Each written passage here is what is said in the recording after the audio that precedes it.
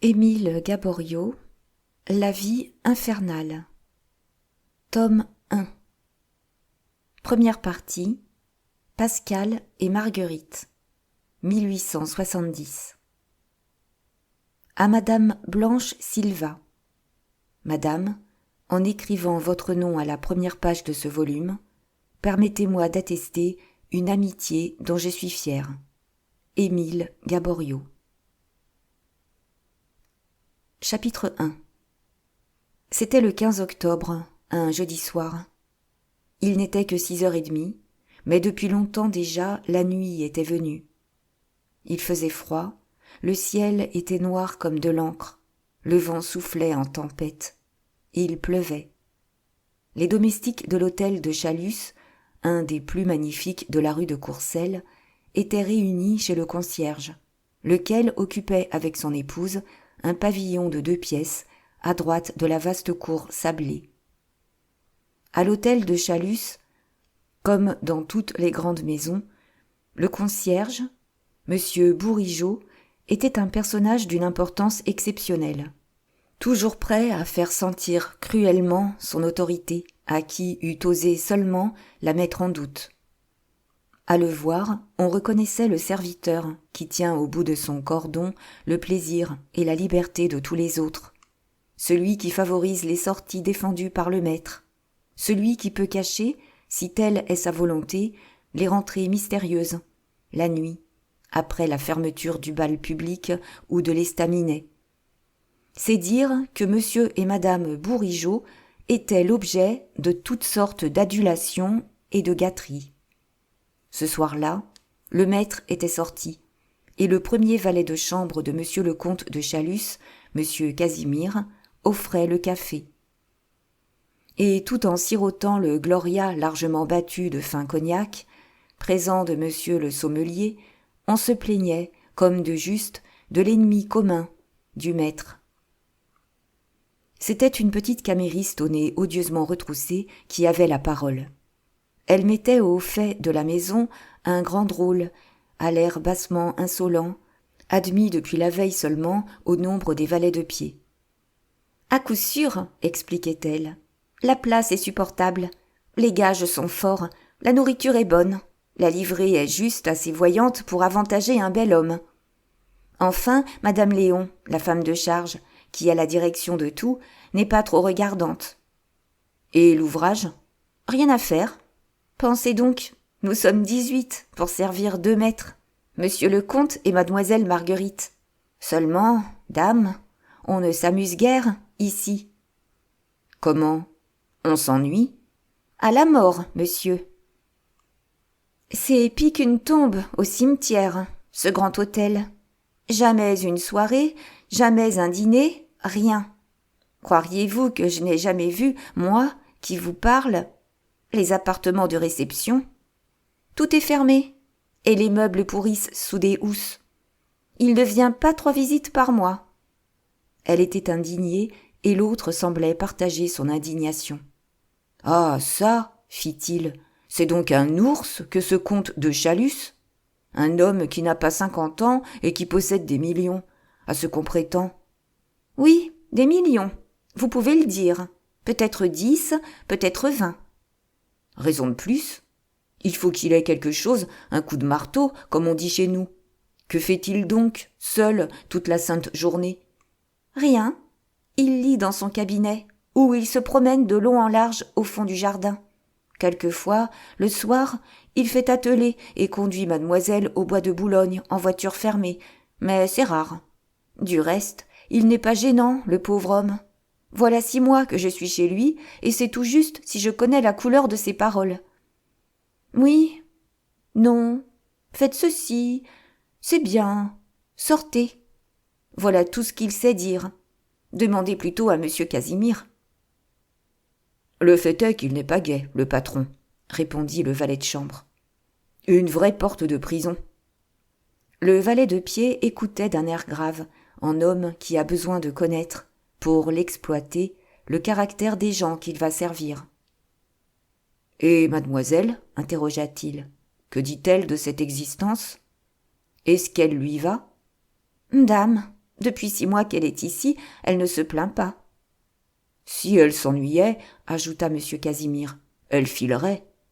La camériste eut un geste ironique. Plus souvent, ricana-t-elle. Chaque mois que mademoiselle reste ici lui rapporte trop d'argent. Aux rires qui accueillirent cette réponse, aux regards échangés entre les domestiques, le nouveau venu dut comprendre qu'il venait de toucher du doigt cette plaie secrète que chaque maison renferme comme une pomme son verre. « Tiens, fit-il, tout brûlant de curiosité, il y a donc quelque chose ? Eh bien, là, franchement, je m'en doutais. » Sans nul doute, on allait lui raconter ce qu'on savait, ce qu'on croyait savoir du moins, quand on sonna avec une extrême violence à la porte de l'hôtel. « Pas gêné, celui-là !» s'écria le concierge. « Mais il est trop pressé, il attendra. » Il tira le cordon, néanmoins, en rechignant. La grande porte, brutalement poussée, claqua, et un cocher de fiacre, tout effaré, sans chapeau, se précipita dans la loge en criant « À moi ! Au secours !» D'un bond, tous les domestiques furent debout. « Arrivez !» poursuivit le cocher. « Dépêchez-vous ! C'est un bourgeois que je conduisais ici. Vous devez le connaître. Il est là, dans ma voiture. » Sans plus écouter, les domestiques s'élancèrent dehors, et alors leur fut expliquée l'explication confuse du cocher. Dans le fond de la voiture, qui était un grand fiacre, un homme gisait, affaissé, replié plutôt sur lui-même, immobile, inerte. Il avait dû glisser de côté, le haut du corps en avant, et par suite des cahots, sa tête s'était engagée sous la banquette de devant. « Pauvre diable !» murmura M. Casimir. « Il aura eu un coup de sang. » Il s'était penché vers l'intérieur du fiacre, en disant cela, et ses camarades s'approchaient, quand tout à coup, brusquement, il se rejeta en arrière en poussant un grand cri. « Ah ! Mon Dieu ! C'est monsieur le comte !» À Paris, dès qu'il y a seulement l'apparence d'un accident, les badauds jaillissent pour ainsi dire des pavés. Déjà, il y avait plus de 50 personnes autour de la voiture. Cette circonstance rendit à M. Casimir une partie de son sang-froid. « Il faut faire entrer le fiacre dans la cour, » demanda-t-il. « Monsieur Bourigeaud, porte s'il vous plaît. » Puis, s'adressant à un jeune domestique, « Et toi, » ajouta-t-il, « vite, un médecin, n'importe lequel. Cours au plus proche et ne reviens pas sans en ramener un. » Le concierge avait ouvert, mais le cocher avait disparu. On l'appela, pas de réponse. Ce fut encore le valet de chambre qui prit les 2 petits chevaux par la bride et qui amena fort adroitement la voiture devant le perron. Les curieux écartés, il s'agissait de retirer du fiacre le comte de Chalus, et cela présentait, en raison de la position bizarre du corps, les plus sérieuses difficultés. On réussit cependant en ouvrant les 2 portières et en se mettant à 3. On le plaça ensuite sur un fauteuil, on le monta à sa chambre, et en moins de rien, on l'eut déshabillé et couché. Il ne donnait toujours pas signe de vie, et, à le voir, la tête renversée sur ses oreillers, on devait croire que tout était fini. C'était, d'ailleurs, à ne pas le reconnaître.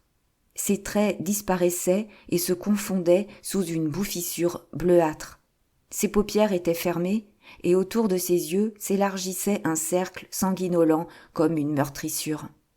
Un dernier spasme avait tordu ses lèvres, et sa bouche déplacée, inclinée tout à fait à droite et entr'ouverte, avait une expression sinistre. Malgré des précautions inouïes, on l'avait blessé. En le dégageant, son front s'était heurté contre une ferrure, et de cette écorchure légère, un mince filet de sang coulait. Il respirait encore, cependant, et en prêtant l'oreille, on entendait son souffle rauque, ce râle que Brousset compare au ronflement d'un soufflet engorgé. Les valets, si bavards l'instant d'avant, se taisaient à cette heure. Ils restaient dans la chambre, mornes et blêmes, échangeant des regards de détresse. Quelques-uns avaient les larmes aux yeux. Que se passait-il en eux ? Peut-être subissaient-ils cet invincible effroi qui se dégage de la mort inattendue et soudaine. Ils aimaient peut-être, sans en avoir conscience, ce maître dont ils mangeaient le pain. Peut-être encore leur chagrin n'était-il qu'égoïsme, et se demandaient-ils ce qu'ils allaient devenir, où ils iraient, s'ils trouveraient une autre place et si elle serait bonne. Ne sachant que faire, ils délibéraient à voix basse, chacun offrant quelque remède dont il avait entendu parler. Les plus sensés proposaient d'aller prévenir mademoiselle ou madame Léon, qui occupaient l'étage supérieur, lorsqu'un frôlement de robe contre l'huisserie de la porte les fit tous retourner. Celle qu'ils appelaient mademoiselle était debout sur le seuil. Mademoiselle Marguerite était une belle jeune fille de 20 ans. Elle était assez grande, brune, avec des yeux profonds que ses sourcils un peu accentués faisaient paraître plus sombres. Des masses épaisses de cheveux noirs encadraient son beau front pensif et triste. Il y avait quelque chose d'étrange en elle et d'un peu sauvage, une cruelle souffrance concentrée et une sorte de résignation hautaine. « Que se passe-t-il » demanda-t-elle doucement. « D'où vient tout ce bruit que j'ai entendu ? J'ai sonné 3 fois, personne n'est venu. » Personne n'osa lui répondre. Surprise, elle promena autour d'elle un rapide regard. D'où elle était, elle ne pouvait apercevoir le lit, placé dans une alcôve. Mais elle vit d'un coup d'œil l'attitude morne des gens, les vêtements épars sur le tapis, et tout le désordre de cette chambre magnifique et sévère, éclairée par la seule lampe de M. Bourigeaud, le concierge. Elle eut peur, un grand frisson la traversa, et d'une voix émue, « Pourquoi êtes-vous tous ici ?» insista-t-elle. « Parlez, qu'est-il arrivé ?» Monsieur Casimir fit un pas en avant. « Un grand malheur, mademoiselle, un malheur terrible. Monsieur le comte… » Et il s'arrêta, interdit, effrayé de ce qu'il allait dire. Trop tard, mademoiselle Marguerite avait compris. D'un mouvement brusque, elle porta ses 2 mains à son cœur, comme si elle eût senti une blessure atroce, et elle prononça ce seul mot. « Perdu !» Elle était devenue plus pâle que la mort, sa tête se renversait en arrière, ses yeux se fermaient, elle chancelait. 2 femmes de chambre s'élancèrent pour la soutenir. Elle les repoussa d'un geste doux, en murmurant « Merci, merci. Laissez-moi, je suis forte. » Elle était assez forte, en effet, pour dompter sa mortelle défaillance. Elle rassembla toute son énergie, et, lentement, plus blanche qu'une statue, les dents serrées, les yeux secs et brillants, elle s'avança vers l'alcôve. Là, elle resta un moment immobile, murmurant des paroles inintelligibles, et enfin, écrasée sous la douleur, elle s'abattit à genoux devant le lit, y ensevelit sa tête, et pleura. Profondément remuée par le spectacle de ce désespoir si grand et si simple à la fois, les domestiques retenaient leur haleine, se demandant comment cela allait finir. Cela finit vite. La malheureuse jeune fille se redressa brusquement, comme si une lueur d'espérance eût illuminé soudainement son esprit. « Le médecin !»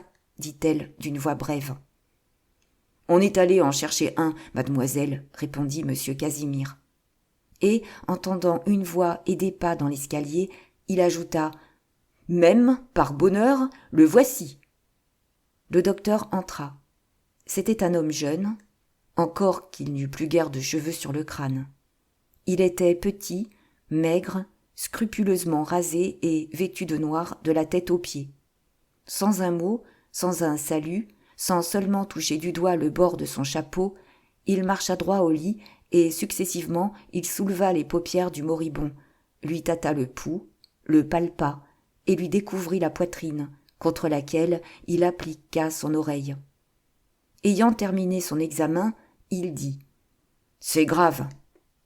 Mademoiselle Marguerite, qui avait suivi avec une poignante anxiété tous les mouvements du docteur, ne put retenir un sanglot. « Mais tout espoir n'est pas perdu, n'est-ce pas, monsieur ?» fit-elle d'une voix suppliante et les mains jointes. « Vous le sauverez, n'est-ce pas, vous le sauverez ?» « On peut légitimement espérer. » Ce fut la seule réponse du docteur. Il avait tiré sa trousse et essayait froidement ses lancettes sur le bout de son doigt. Quand il en eut trouvé une à sa convenance, « Je vous prierai, mademoiselle, dit-il, de faire retirer les femmes qui sont dans cette pièce et de vous retirer vous-même. Les hommes resteront pour m'aider, si besoin est. » Elle obéit avec cette résignation passive qui livre les malheureux à toutes les inspirations. Mais elle ne regagna pas son appartement. Elle resta sur le palier, le plus près possible de la porte, assise sur la première marche de l'escalier, tirant 1000 conjectures du plus léger bruit, comptant les secondes. Le médecin, dans la chambre, n'en allait pas plus vite, non par tempérament, mais par principe. Le docteur Jodon, il se nommait ainsi, était un ambitieux qui jouait un rôle. Élève d'un prince de la science, plus célèbre par l'argent qu'il gagne que par ses cures, il copiait les façons de son maître, son costume, son geste et jusqu'à ses inflexions de voix. Jetant aux yeux la même poudre que son modèle, il espérait obtenir les mêmes résultats, une grande clientèle et la fortune. Cependant, au fond de lui-même, il ne laissait pas que d'être déconcerté. Il n'avait pas, à beaucoup près, jugé l'état du comte de Chalus si grave qu'il l'était en réalité. Ni les saignées, ni les ventouses sèches ne rendirent au malade sa connaissance et sa sensibilité. Il demeura inerte. La respiration devint un peu moins rauque, voilà tout. De guerre lasse, le docteur déclara que les moyens immédiats étaient épuisés, que les femmes pouvaient revenir près du comte, et qu'il n'y avait plus qu'à attendre l'effet des remèdes qu'il venait de prescrire, et qu'on était allé chercher chez le pharmacien. Tout autre que cet avide ambitieux eût été ému du regard que lui jeta mademoiselle Marguerite quand il lui fut permis de rentrer dans la chambre de monsieur de Chalus. Lui n'en eut pas seulement l'épiderme effleuré, il dit tout simplement « Je ne puis pas me prononcer encore. »« Mon Dieu !» murmura la malheureuse jeune fille. « Mon Dieu ! Ayez pitié de moi !» Mais déjà le docteur, poursuivant son imitation, était allé s'adosser à la cheminée. « Maintenant, fit-il, s'adressant à monsieur Casimir, j'aurais besoin de quelques renseignements. Est-ce la première fois que monsieur le comte de Chalus est victime d'un accident comme celui-ci ? Oui, monsieur. Depuis que je le sers, du moins. Bon, cela.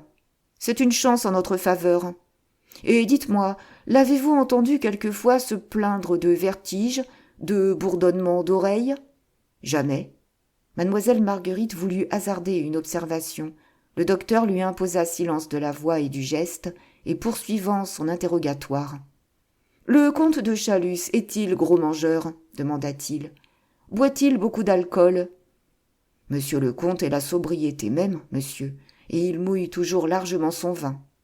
Le docteur écoutait d'un air de méditation intense, la tête penchée en avant, les sourcils froncés, la lèvre inférieure relevée, caressant de temps à autre son menton glabre. Ainsi fait son maître. « Diable !» fit-il à demi-voix, « il faut une cause au mal, cependant. Rien dans la constitution du comte ne le prédisposait à un tel accident. » Il se tut, puis soudainement se retournant vers mademoiselle Marguerite. « Savez-vous, mademoiselle, interrogea-t-il, si monsieur le comte n'a pas éprouvé ces jours-ci quelque violente émotion ? » « Il a eu, ce matin même, une contrariété que j'ai tout lieu de supposer très vive. »« Ah, nous y voici donc, » fit le docteur avec un geste d'oracle. « Pourquoi ne m'avoir pas dit tout cela d'abord ? Il faudrait, mademoiselle, me donner des détails. » La jeune fille hésita. Les valets étaient éblouis, cela est sûr, des façons de ce médecin, mais mademoiselle Marguerite était loin de partager leur enthousiasme.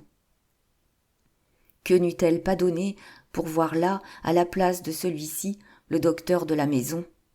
Elle trouvait, de plus, une haute inconvenance à cet interrogatoire brutal en présence de tous les gens au chevet d'un mourant privé de sentiments, il est vrai, mais qui néanmoins entendait peut-être et comprenait. « Il est urgent que je sois renseigné, » déclara péremptoirement le docteur. Devant cette affirmation, elle n'hésita plus. Elle parut rassembler ses souvenirs, et, d'une voix triste, « Ce matin, monsieur, commença-t-elle, nous venions de nous mettre à table pour déjeuner, lorsqu'on a apporté une lettre à monsieur de Chalus. Il n'y a jeté qu'un coup d'œil, et il est devenu plus blanc que sa serviette. Il s'est levé tout aussitôt, et s'est mis à arpenter la salle à manger en laissant échapper des exclamations de douleur et de colère. Je l'ai interrogé. Il n'a pas paru m'entendre. Au bout de 5 minutes, cependant, il a repris sa place et a commencé à manger. « Comme d'habitude ?»« Plus, monsieur. Seulement, je dois vous le dire, il ne me paraissait pas avoir pris la conscience de ce qu'il faisait. À 4 ou 5 reprises, il s'est levé et il s'est rassis. Enfin, il a paru prendre un parti qui lui coûtait beaucoup.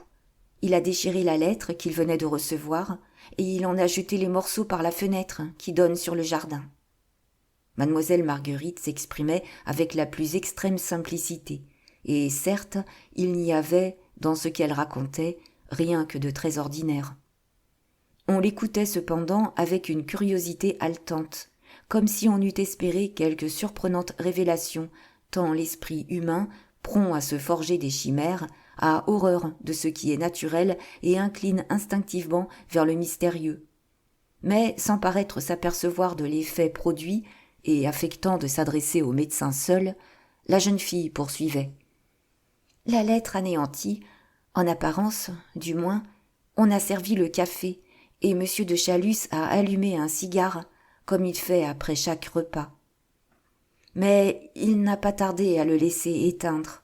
Je n'osais troubler ses réflexions, quand tout à coup, il me dit « C'est singulier, je me sens tout mal à l'aise. » Nous sommes restés un moment sans nous parler, puis il a ajouté « Décidément, je ne suis pas bien. Rendez-moi le service de monter à ma chambre. Voici la clé de mon secrétaire.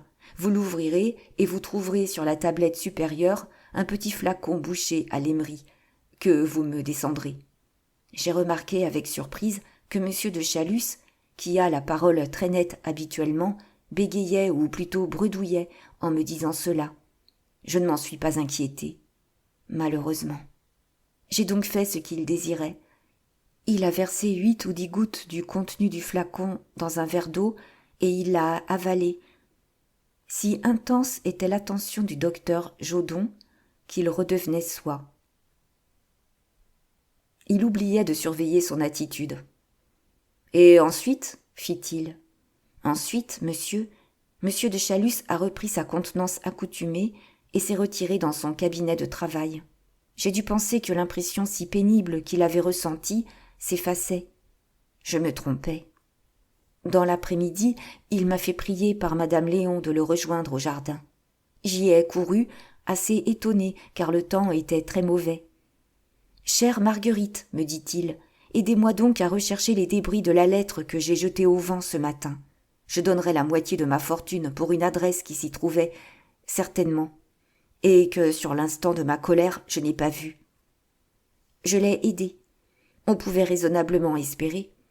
Comme il pleuvait, quand les morceaux avaient été lancés par la fenêtre, au lieu de s'éparpiller, ils étaient tombés immédiatement à terre. Nous en avons réuni un bon nombre, mais sur aucun ne se trouvait ce que souhaitait si ardemment M. de Chalus. À diverses reprises, il a déploré amèrement et maudit sa précipitation. M. Bourigeaud, le concierge, et M. Casimir échangèrent un sourire d'intelligence. Ils avaient surpris les recherches du comte, et elles leur avaient paru un acte de folie des mieux qualifiés. Maintenant, ils se les expliquaient.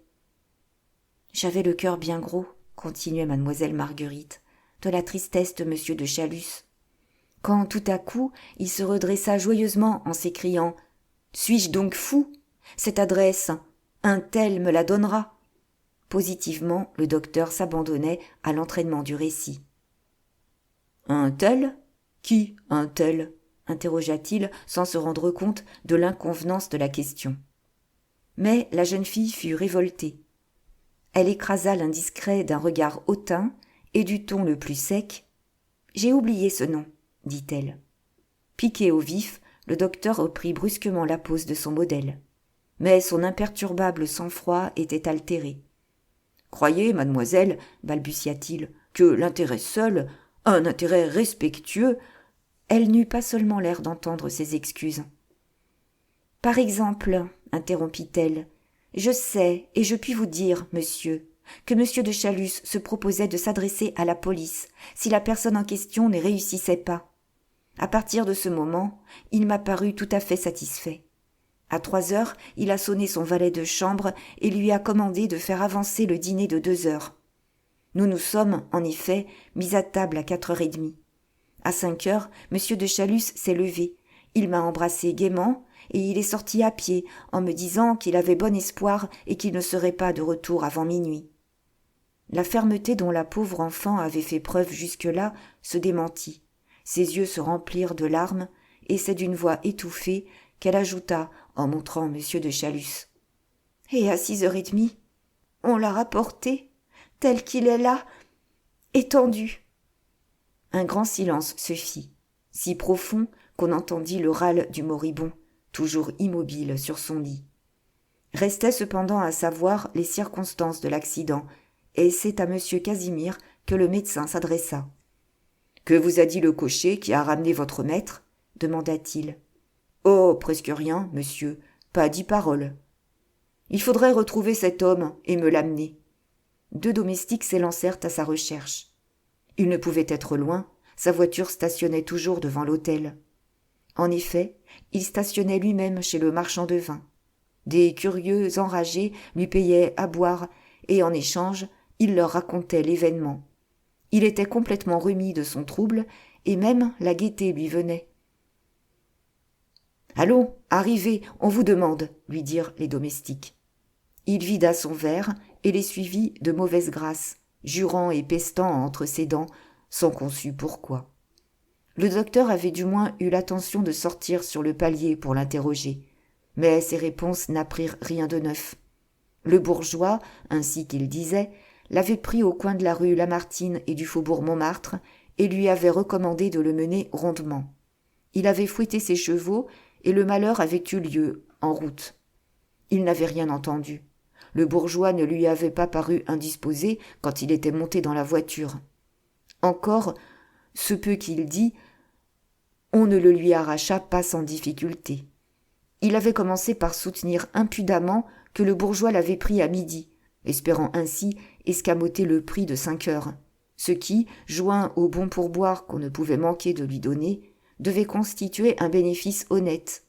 La vie est chère, on fait ce qu'on peut.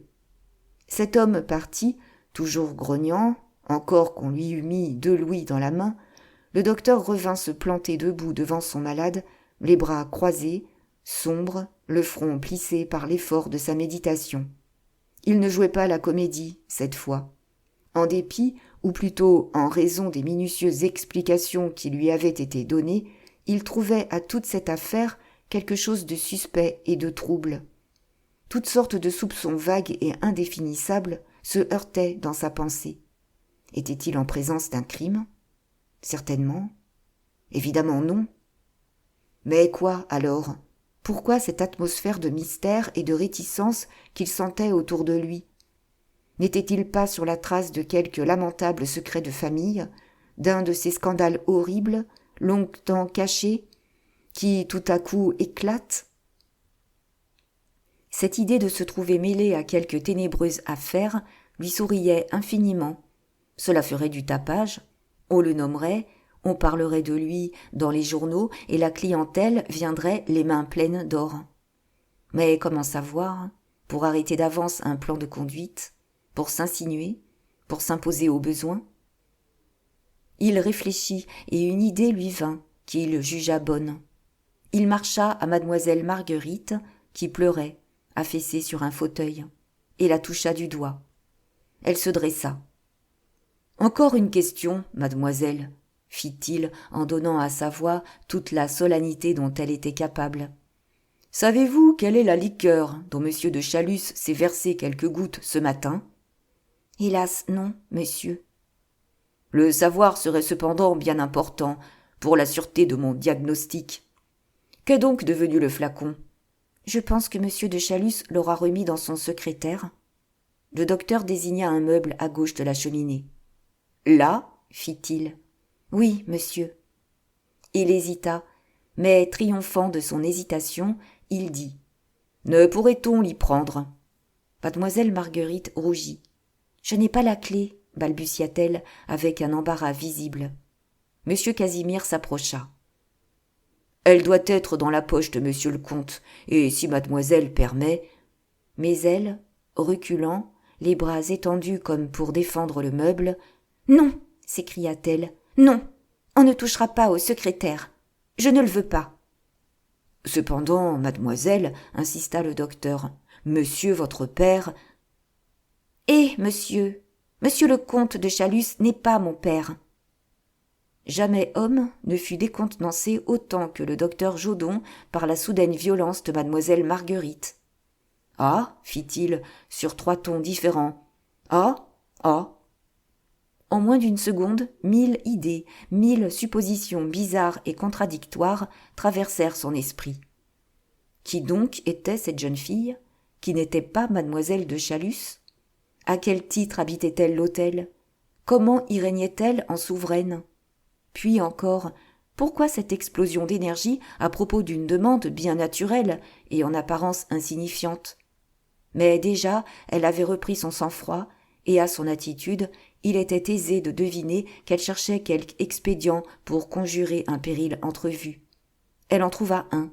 « Casimir, commanda-t-elle, cherchez dans les poches de monsieur de Chalus la clé de son secrétaire. » Tout ébahi de ce qu'il jugeait un nouveau caprice, le valet de chambre obéit. Il fouilla les vêtements épars sur le tapis et de la poche du gilet retira une clé. Elle était fort petite, ouvragée et découpée comme toutes les clés des serrures de sûreté. Mademoiselle Marguerite la prit, en disant d'un ton bref « Un marteau !» On lui en apporta un. Aussitôt, à la stupeur profonde du médecin, elle s'agenouilla devant la cheminée, posa à faux la clé sur un des chenets de fer forgés, et d'un coup sec du marteau, la fit voler en éclats. « Comme cela, prononça-t-elle en se relevant, je serai tranquille. » On la regardait. Elle crut devoir justifier jusqu'à un certain point sa conduite. « Je suis certaine, dit-elle aux gens, que monsieur de Chalus approuvera ma détermination. Quand il sera rétabli, il fera faire une autre clé. » L'explication était superflue. Il n'était pas un domestique qui ne crût deviner quel mobile l'avait guidé, pas un qui ne se dit à part soi « Mademoiselle a raison. Est-ce qu'on touche jamais au secrétaire d'un mourant ? Qui sait ce qu'il y a de millions dans celui-ci ? S'il y manquait quelque chose, on accuserait tout le monde. La clé brisée, il n'y aura pas de soupçon possible. » Mais le docteur se livrait à de bien autres conjectures. « Que peut-il bien y avoir dans ce secrétaire qu'elle ne veut pas qu'on voie ?» pensait-il. Cependant, il n'avait plus de raison de prolonger sa visite.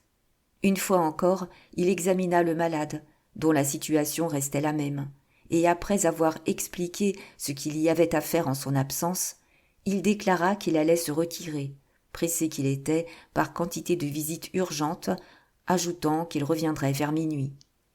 « Madame Léon et moi veillerons monsieur de Chalus, » répondit mademoiselle Marguerite. « Ainsi, monsieur, vos prescriptions seront suivies à la lettre. Seulement, vous ne trouverez pas mauvais, je l'espère, que je fasse prier le médecin de monsieur le comte de venir vous prêter le concours de ses lumières. » Monsieur Joldon trouvait cela très mauvais, au contraire, d'autant plus mauvais que 10 fois pareille mésaventure lui était arrivée dans ce quartier aristocratique. Survenait-il un accident, on l'appelait, parce qu'on l'avait là, sous la main. Il donnait les premiers soins, il se flattait d'avoir conquis un client, et pas du tout. Quand il se représentait, il trouvait quelque docteur illustre, venu de loin en voiture. S'attendant à quelque chose de ce genre, il sut cacher son dépit. « À votre place, mademoiselle, répondit-il, j'agirais comme vous. Si même vous jugez inutile que je me dérange… » « Oh, monsieur, je compte sur vous, au contraire. »« En ce cas, très bien. » Il salua, il se retirait, mademoiselle Marguerite le suivit sur le palier. « Vous savez, monsieur, lui dit-elle bas et très vite, que je ne suis pas la fille de monsieur de Chalus. Vous pouvez donc m'avouer la vérité. Son état est-il désespéré ? » « Alarmant, oui. Désespéré, non. » Cependant, monsieur, cette insensibilité effrayante est une des suites fréquentes de l'accident dont il a été victime. Si nous le sauvons, la paralysie disparaîtra peu à peu. La faculté de mouvement reviendra progressivement. Mademoiselle Marguerite écoutait, pâle, émue, embarrassée.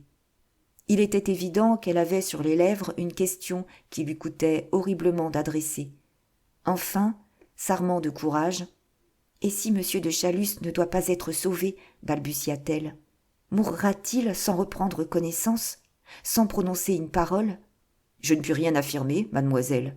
L'affection de M. de Chalus est de celles qui déconcertent toutes les hypothèses de la science. » Elle remercia tristement, fit appeler madame Léon et regagna la chambre du comte.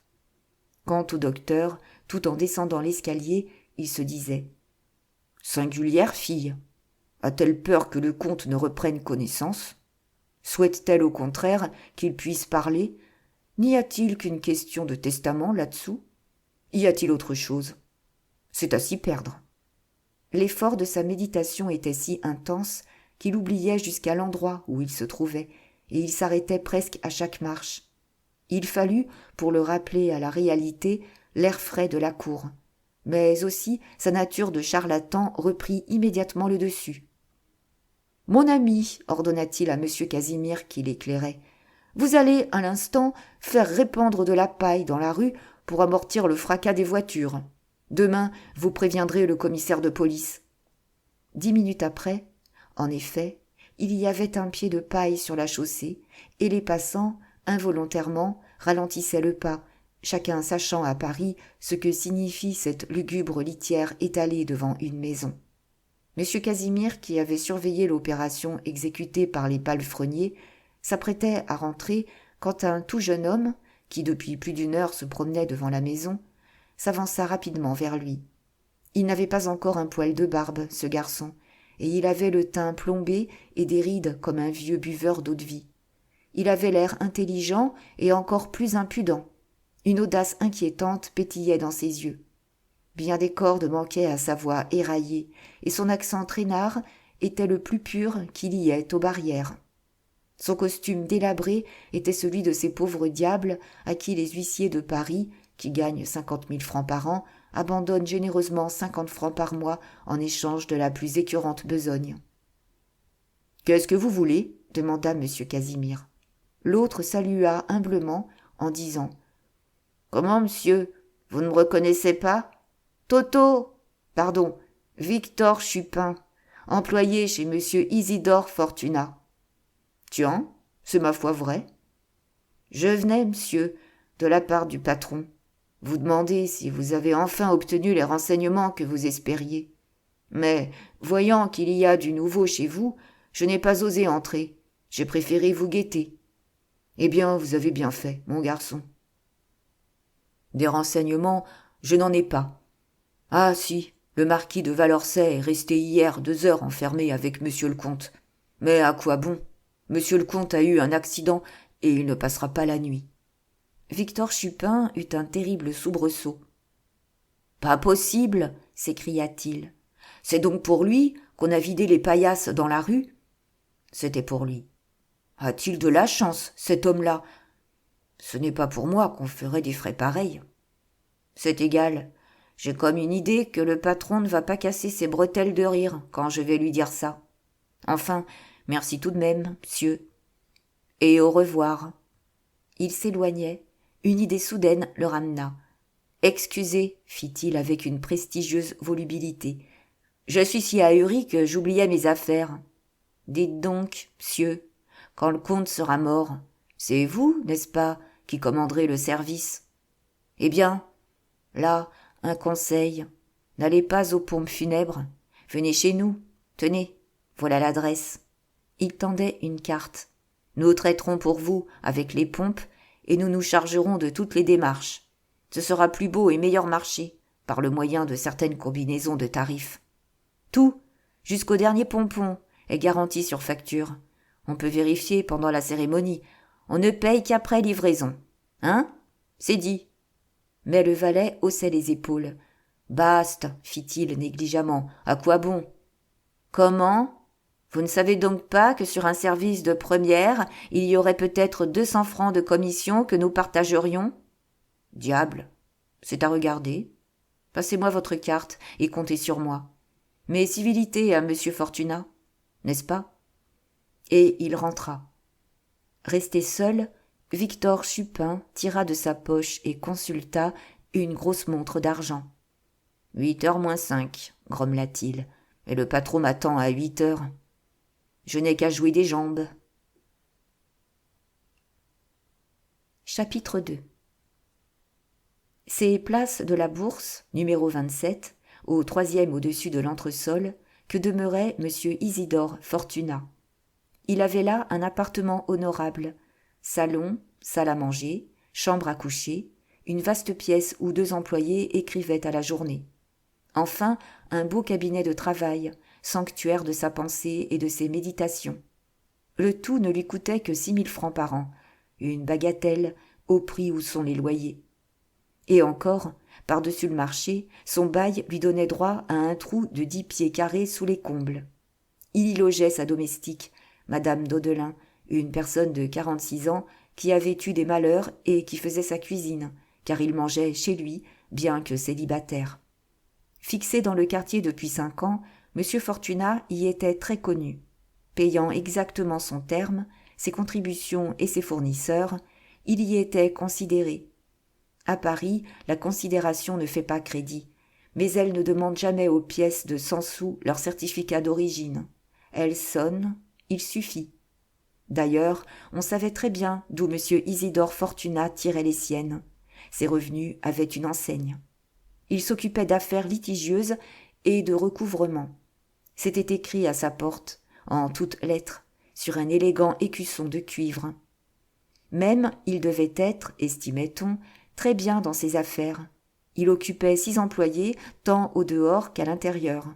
Les clients affluaient si bien chez lui que le concierge, par certains jours, s'en plaignait, disant que c'était pis qu'une procession, et que, même, les escaliers de l'immeuble en étaient dégradés. Demander plus ou seulement autre chose à un voisin, avant de lui accorder toute son estime, serait véritablement de l'inquisition. Il faut ajouter, pour être juste, que l'extérieur, la conduite et les manières de M. Fortunat étaient de nature à lui concilier les plus difficiles sympathies. C'était un homme de 38 ans, méthodique et doux, instruit, causeur agréable, fort bien de sa personne, et toujours mis avec une sorte de recherche du meilleur goût. On l'accusait d'être, en affaires, poli, dur et froid comme une dalle de la morgue, mais chacun entend les affaires à sa guise. Ce qui est sûr, c'est qu'il n'allait jamais au café. S'il sortait après son dîner, c'était pour passer la soirée chez quelques riches négociants du voisinage. Il détestait l'odeur du tabac et inclinait vers la dévotion, ne manquant jamais la messe de 8h le dimanche. Sa gouvernante le soupçonnait de velléité matrimoniale. Peut-être avait-elle raison. Quoi qu'il en soit, M. Isidore Fortunat finissait de dîner, seul comme de coutume, et il savourait à petites gorgées une tasse d'excellent thé quand le timbre de l'antichambre lui annonça un visiteur. Madame Daudelin se hâta d'aller ouvrir, et Victor Chupin parut, tout essoufflé de la course qu'il venait de fournir. Il n'avait pas mis 25 minutes à franchir la distance qui sépare la rue de Courcelles de la place de la Bourse. « Vous êtes en retard, Victor ?» lui dit doucement M. Fortunat. « C'est vrai, monsieur, mais ce n'est pas ma faute, allez. Tout est sans dessus dessous, là-bas, et j'ai été obligé de faire le pied de grue. »« Comment cela ? Pourquoi ? » ?»« Ah, voilà, le comte de Chalus a eu un coup de sang ce soir, et à l'heure qu'il est, il doit être mort. » Brusquement, tout d'une pièce, M. Fortunat se dressa. Il était devenu livide, ses lèvres tremblaient. « Un coup de sang ?» fit-il d'une voix étouffée. « Je suis volé. » Et, redoutant la curiosité de Madame Daudelin, il saisit la lampe et se précipita vers son cabinet de travail en criant à Chupin « Suivez-moi !» Chupin suivit sans souffler mot, en garçon intelligent qui sait se monter au niveau des situations les plus graves. On ne le recevait pas habituellement dans ce cabinet de travail, dont un magnifique tapis recouvrait le parquet. Aussi, après avoir soigneusement refermé la porte, resta-t-il debout tout contre, respectueusement, son chapeau à la main. Mais M. Fortunat ne semblait pas s'apercevoir de sa présence. Ayant posé la lampe sur la cheminée, il tournait furieusement autour de son cabinet, comme une bête fauve qui, enfermée, cherche une issue pour fuir. « Si le comte est mort, disait-il, le marquis de Valençay est perdu. Adieu les millions !» Le coup était si cruel, si inattendu surtout, qu'il ne voulait pas en admettre la réalité. Il marcha droit sur Chupin, et le secouant par le collet, comme si le pauvre garçon eût pu faire que ce qui était ne fût pas. « Ce n'est pas possible, lui dit-il. Le comte n'est pas mort. Tu te trompes, ou on t'a trompé. Tu auras mal compris. Tu n'as peut-être voulu qu'excuser ton inexactitude. Voyons, parle, réponds, dis quelque chose. » Quoique d'un naturel peu impressionnable, Chupin était presque effrayé de l'agitation convulsive de son patron. « Je vous ai répété, monsieur, fit-il, ce que m'a dit monsieur Casimir. » Il voulait donner des détails, mais déjà M. Fortunat avait repris sa promenade furibonde, exhalant sa douleur en phrases haletantes. « C'est 40 000 francs que je perds, disait-il. 40 000 francs, espèces, comptez là, sur le coin de mon bureau. Je les vois encore, et remis de la main à la main au marquis de Valençay en échange de sa signature. Mes économies de 18 mois, 2000 livres de rente à 5. Et il me reste une obligation sous seing privé, un chiffon. Misérable marquis. Et il doit venir ce soir encore. Je l'attends. Je devais lui remettre encore 10 000 francs. Ils sont là, en or, dans mon tiroir. Mais qu'il vienne, le misérable, qu'il vienne !» La colère amenait l'écume à ses lèvres. Qui eût vu son œil à ce moment ne se fût plus fié de la vie à son apparence débonnaire et à sa politesse onctueuse. « Et cependant, poursuivait-il, le marquis n'est pour rien là-dedans. Il perd autant que moi, plus que moi même. Une affaire sûre, de l'or en barre. À quelle spéculation se fier après cela ? Il faut pourtant placer son argent quelque part. On ne peut pas l'enterrer dans sa cave. » Chupin écoutait d'un air désolé, mais sa mine piteuse n'était que pure flatterie. Intérieurement, il jubilait. Son intérêt en cette circonstance était précisément l'opposé de celui de son patron. Si M. Fortunat perdait 40 000 francs à la mort du comte de Chalus, Chupin, lui, comptait gagner 100 francs sur le service. 100 beaux francs, 5 francs de rente, que lui compterait la compagnie de funérailles pour laquelle il faisait la place à l'occasion. « Si encore il y avait un testament, continuait M. Fortunat. Mais non, on n'en trouvera pas, j'en suis sûr. Un pauvre diable qui n'a que 4 sous prend ses précautions, lui. Il songe qu'un omnibus peut l'écraser dans la rue, et à tout hasard, il écrit et signe ses dernières volontés. Les millionnaires n'ont pas de ces idées. Il se croit immortel, ma parole d'honneur. » Il s'arrêta, réfléchissant, car il commençait à pouvoir réfléchir. Son exaltation s'était vite usée par la violence même. « Enfin, reprit-il plus lentement et d'une voix plus posée, que le comte ait ou non pris ses dispositions dernières, le Valençay peut faire son deuil des millions de Chalus. S'il n'y a pas de testament, mademoiselle Marguerite n'a plus un sou. Donc, bonsoir. S'il y en a un, cette diablesse de fille, devenue tout à coup libre et riche, ne manquera pas d'envoyer promener monsieur Valençay, surtout si elle en aime un autre, ainsi qu'il l'affirme. Et en ce cas, bonsoir encore. » M. Fortunat avait tiré son mouchoir, et, debout devant la glace, il tamponnait la sueur de son front et remettait en ordre sa chevelure. Il était de ceux qu'une catastrophe étourdit, mais n'abat pas. Il s'emportait, tempêtait, poussait des cris d'aigle, mais il savait à la fin prendre bravement son parti. « Conclusion, murmura-t-il, je n'ai qu'à passer mes 40 000 francs par profits et pertes. Reste à savoir s'il n'y aurait pas moyen de les reprendre d'un autre côté sur la même affaire. » Il était redevenu maître de soi, il se sentait le plein et libre exercice de toutes ses facultés. Jamais son intelligence n'avait été plus lucide. Il s'assit devant son bureau, les coudes sur la tablette, le front entre ses mains, et il demeura immobile, le corps anéanti, pour ainsi dire, par l'effort exorbitant de la pensée. Mais il y avait du triomphe dans son geste, quand il se redressa au bout de 5 minutes. « J'ai trouvé » murmura-t-il, si bas que Chupin ne put l'entendre. « Étais-je simple ? S'il n'y avait pas de testament, le quart des millions est à moi.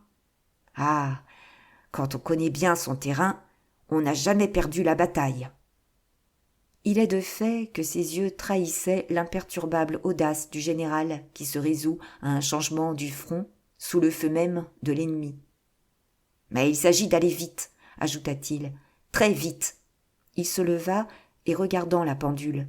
« 9 heures, dit-il.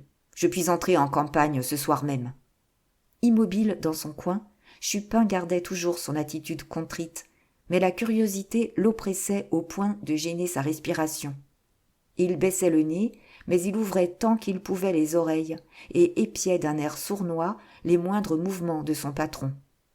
Prompt à agir, une fois sa résolution arrêtée, M. Fortunat venait de sortir d'un tiroir un volumineux dossier, tout gonflé de grosses d'actes, de lettres, de reçus, de factures, de titres de propriété et de vieux parchemins. « Là, certainement, est le prétexte qu'il me faut, » murmurait-il tout en remuant cette masse de paperasse. Mais il ne trouva pas tout d'abord ce qu'il cherchait. L'impatience le gagnait, on le voyait, à sa précipitation fébrile, quand il s'arrêta en poussant un soupir de satisfaction. « Enfin !» Il venait de mettre la main sur un vieux billet à ordre crasseux et fripé, fixé par une épingle à un exploit d'huissier, ce qui indiquait qu'il n'avait pas été payé à l'échéance.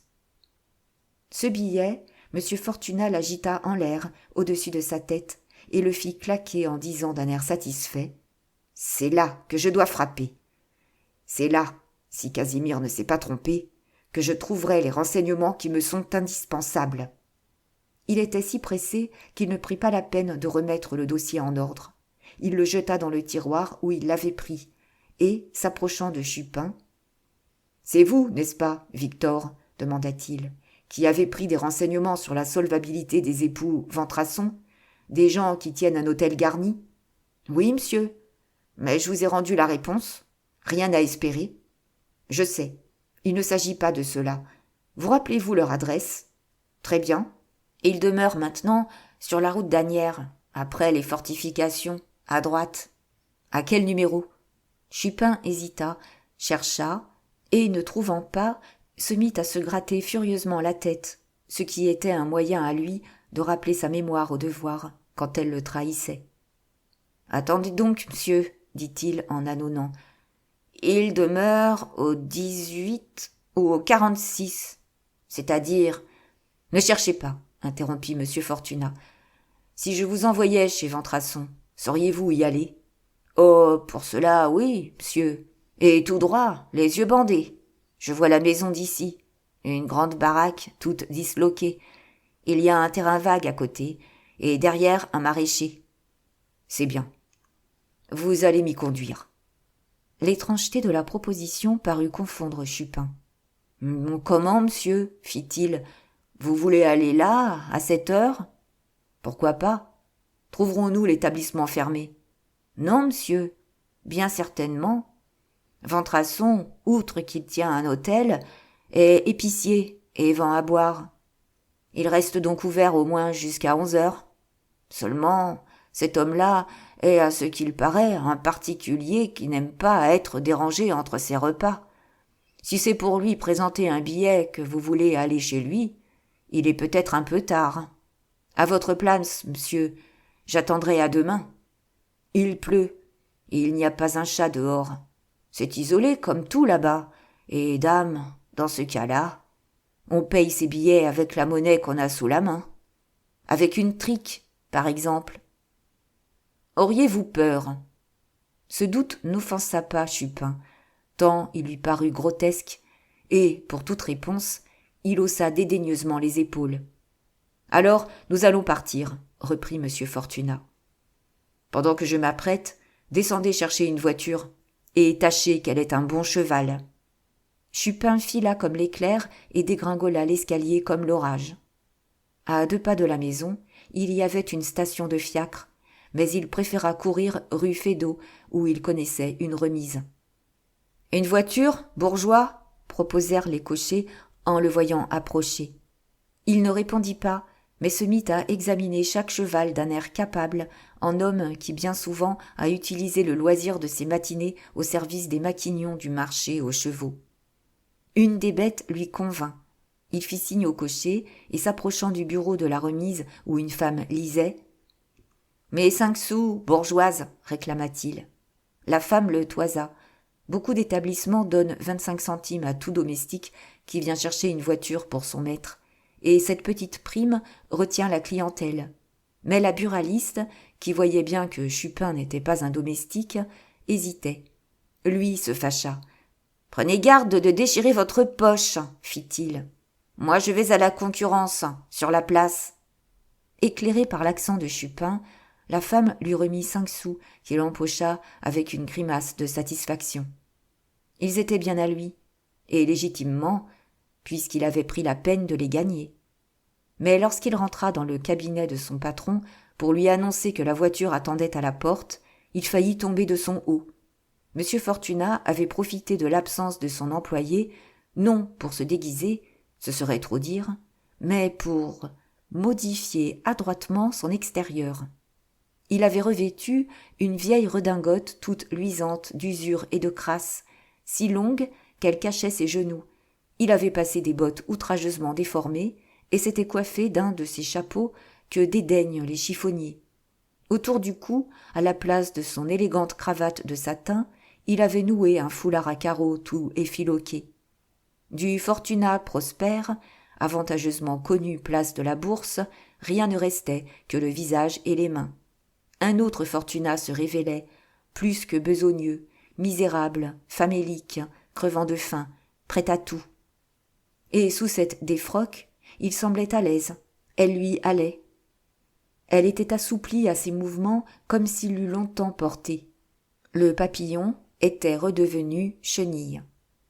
Un sourire approbateur de Chupin dut le payer de ses peines. Chupin approuvant, il était sûr que Ventrasson le prendrait pour ce qu'il voulait paraître, un pauvre diable agissant pour le compte d'autrui.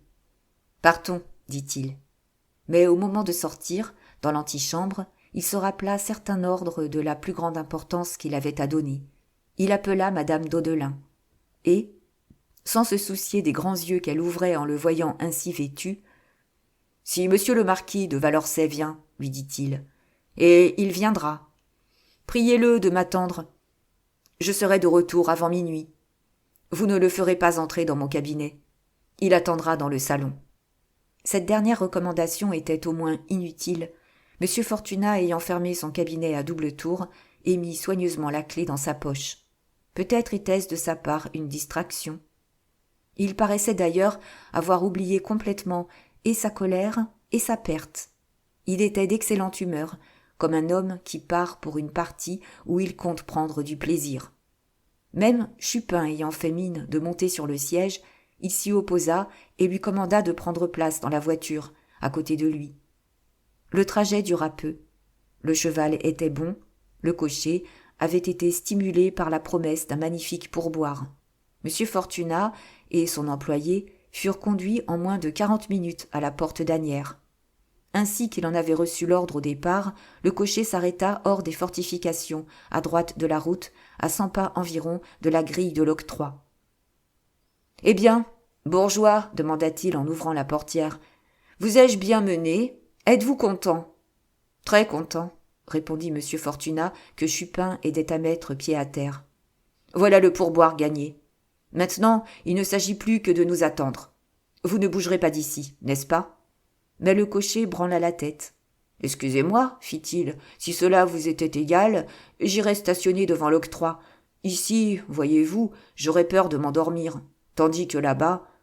Soit, allez. » Cette seule précaution du cocher devait prouver à M. Fortunat que Chupin ne lui avait pas exagéré la mauvaise réputation de cette partie de Paris. Et, dans le fait, rien de moins rassurant que l'aspect de cette large route, déserte à cette heure, par cette nuit noire, avec le temps qu'il faisait. La pluie avait cessé, mais la bourrasque redoublait de violence, tordant les arbres, arrachant les ardoises des toits, secouant si furieusement les réverbères que le gaz s'éteignait. On ne voyait pas où poser le pied, et il y avait de la boue jusqu'à la cheville. Et personne, pas une âme. À peine une voiture de loin en loin qui passait au galop. « Eh bien, demandait de 10 pas en 10 pas M. Fortunat, arrivons-nous ? Nous approchons, monsieur. Chupin disait cela, mais la vérité est qu'il n'en savait rien. Il cherchait à s'orienter et n'y réussissait pas. Les maisons devenaient rares, les terrains vagues plus nombreux, à peine par-ci, par-là, apercevait-on quelques lumières. Enfin, après un quart d'heure d'une marche pénible, Chupin eut une exclamation de joie. « Je me reconnais, monsieur !» s'écria-t-il. « Nous y voilà. Regardez !» Dans l'ombre, une immense maison de 5 étages se dressait, solitaire, délabrée, sinistre. Elle tombait en ruine, des lézards de la sillonnaient, et cependant elle n'était pas complètement terminée. Il était clair que le spéculateur qui l'avait entreprise n'avait pas eu les reins assez solides pour l'achever. À voir seulement combien étaient nombreuses et rapprochées les fenêtres de la façade, on devinait pour quelle destination elle avait été construite. Et afin que nul ne l'ignorât, entre le 3e et le 4e étage, on lisait en énormes lettres de 3 pieds « Garni modèle ». Garni modèle, on comprend tout de suite. Beaucoup de chambres, toutes petites, bien incommodes, louées un prix exorbitant. Seulement, la mémoire de Victor Chupin l'avait mal servi. Cet établissement ne se trouvait pas à droite de la route, mais à gauche. M. Fortunat et lui durent traverser la chaussée, une rivière de boue.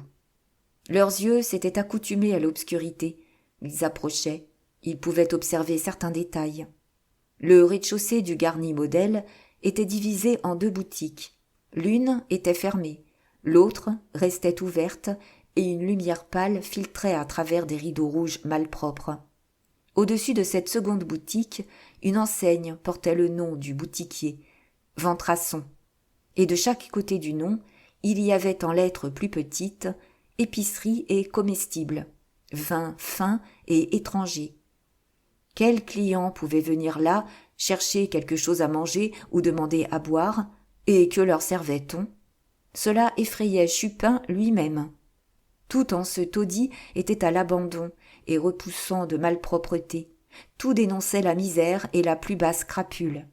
M. Fortunat ne reculait certes pas, mais avant de pénétrer dans ce repère, il n'était pas fâché d'en explorer l'intérieur.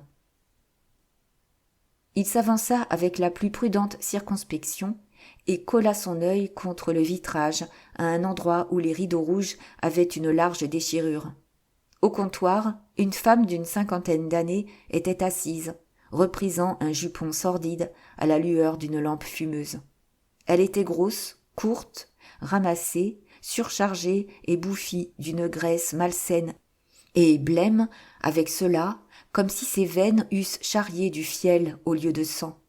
Sa face plate, ses pommettes saillantes, son front fuyant et ses lèvres minces lui donnaient une inquiétante expression de méchanceté et de ruse. Au fond de la boutique, dans la pénombre, on distinguait la silhouette d'un homme assis sur un escabeau, qui dormait, les bras arrondis, sur une table, la tête appuyée sur ses bras. « Quelle chance !» souffla Chupin à l'oreille de son patron. « Pas une pratique dans la case.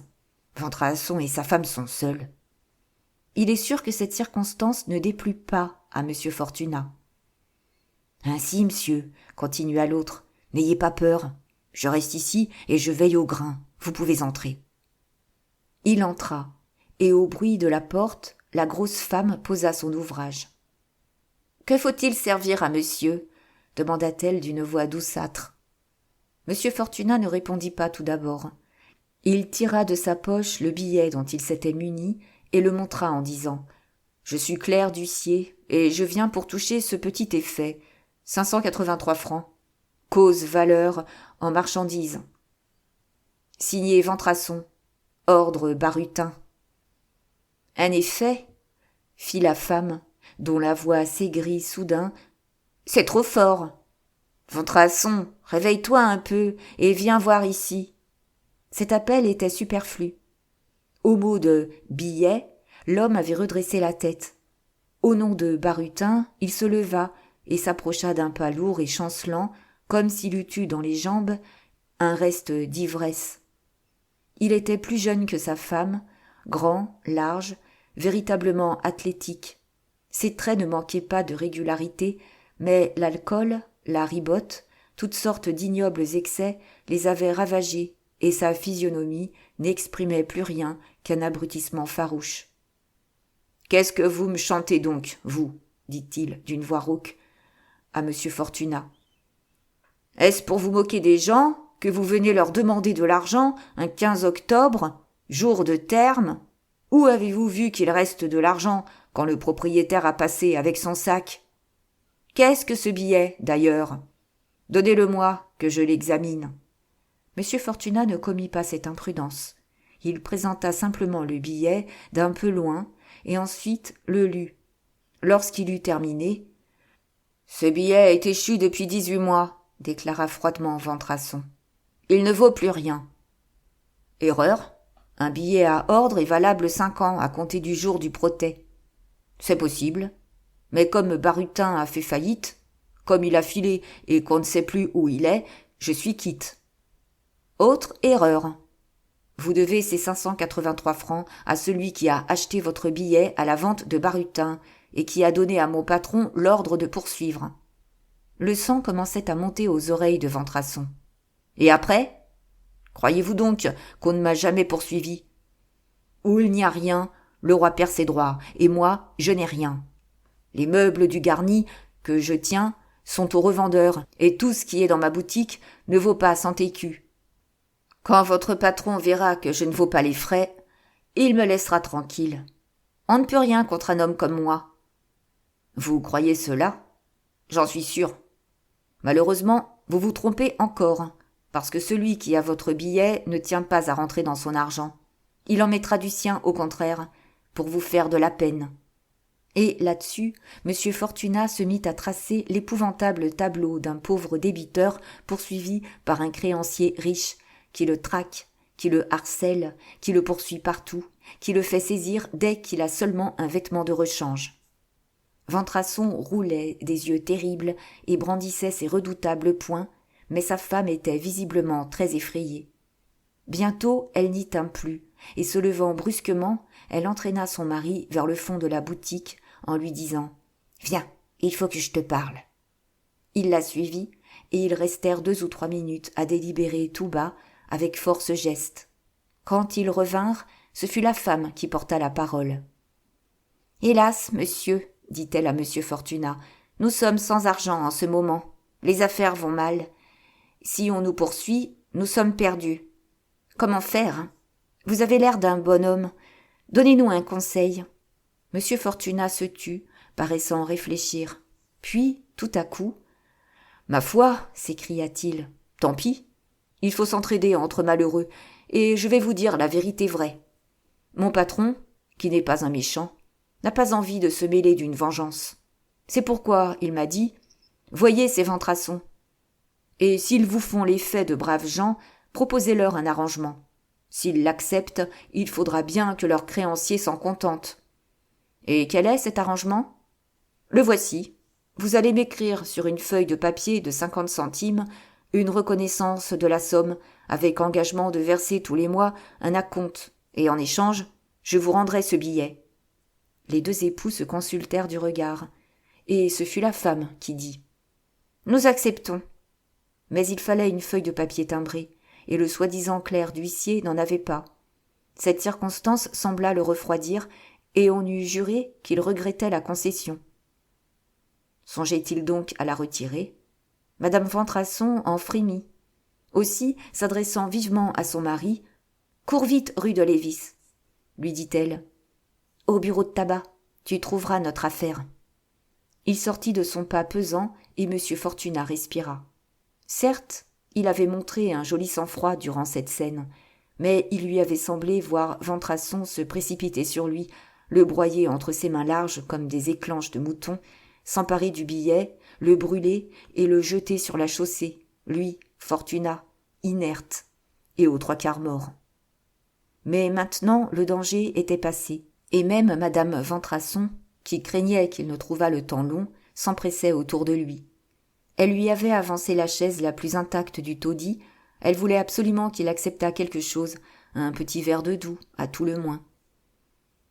Et tout en cherchant parmi les bouteilles, elle le remerciait et geignait alternativement, disant qu'elle était bien à plaindre, ayant connu des jours meilleurs, mais qu'il y avait comme un sort sur elle depuis son mariage, et que jamais elle n'eût pu soupçonner qu'elle finirait par tant de misère au temps où elle était si heureuse chez le comte de Chalus.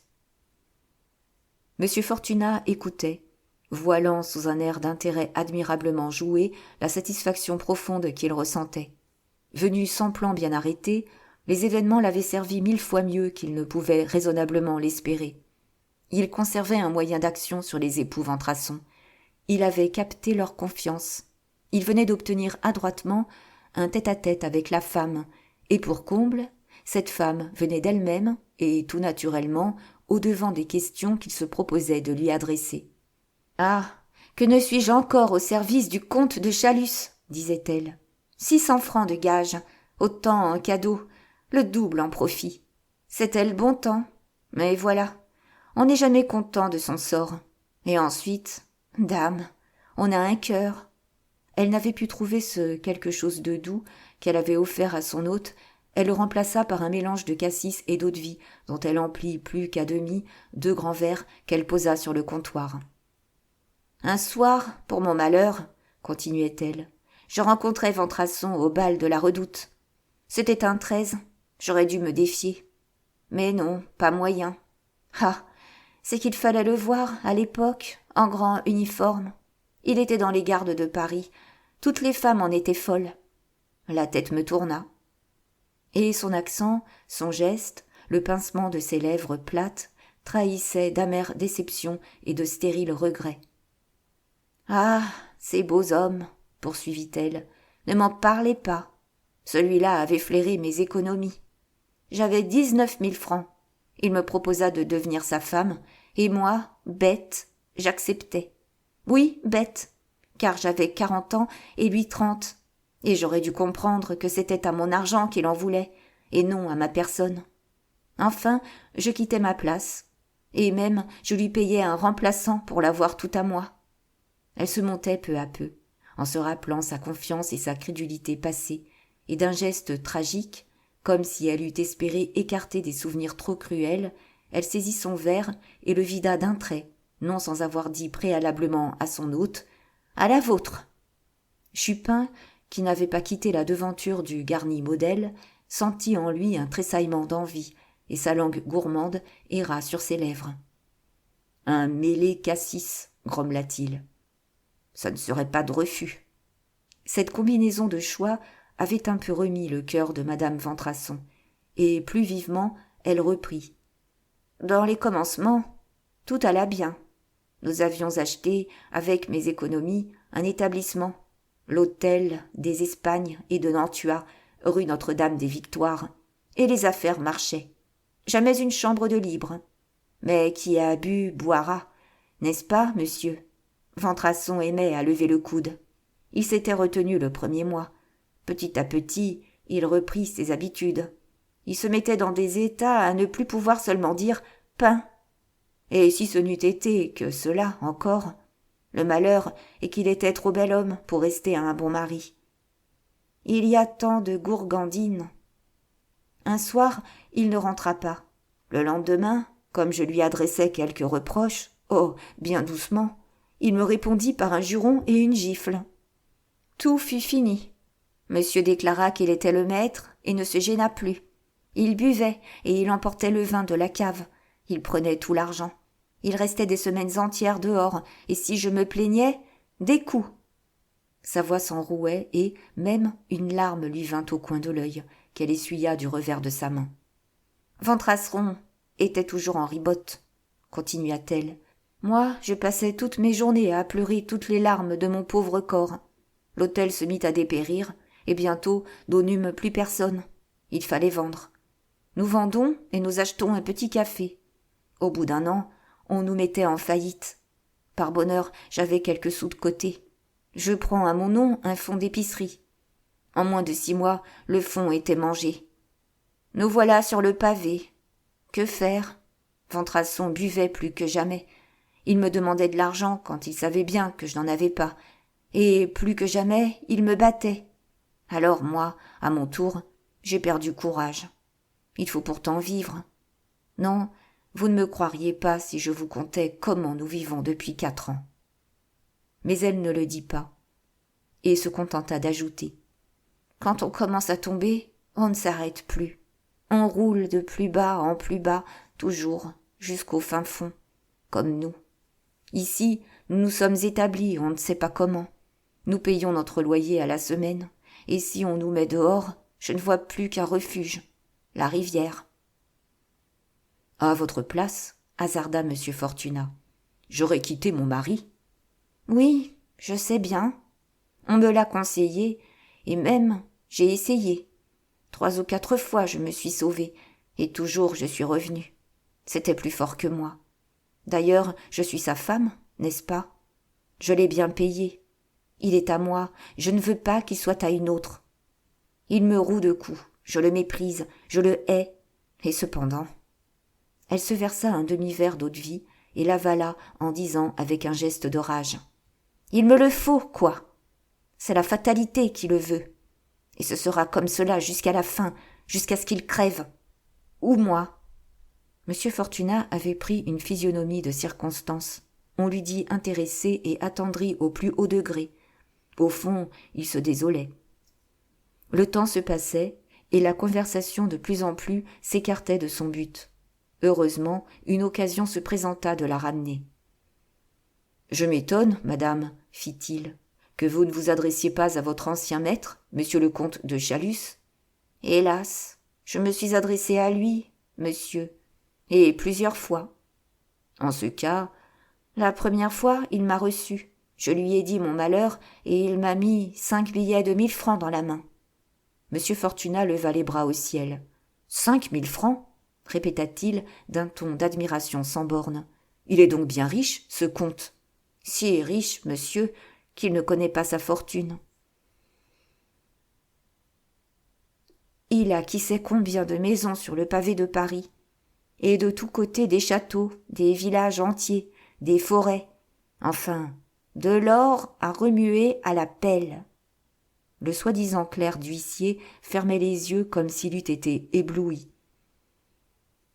« La seconde fois que je me suis présentée chez monsieur le comte, reprit madame Ventrasson, je ne l'ai pas vu, mais il m'a fait remettre 1000 francs. La 3e et la 4e fois, on m'a donné 20 francs à la porte, en me disant que monsieur le comte était en voyage. J'ai compris que c'était fini. D'ailleurs, tous les domestiques étaient changés. Un beau matin, sans qu'on ait su pourquoi, monsieur de Chalus a fait maison nette, à ce qu'on m'a dit.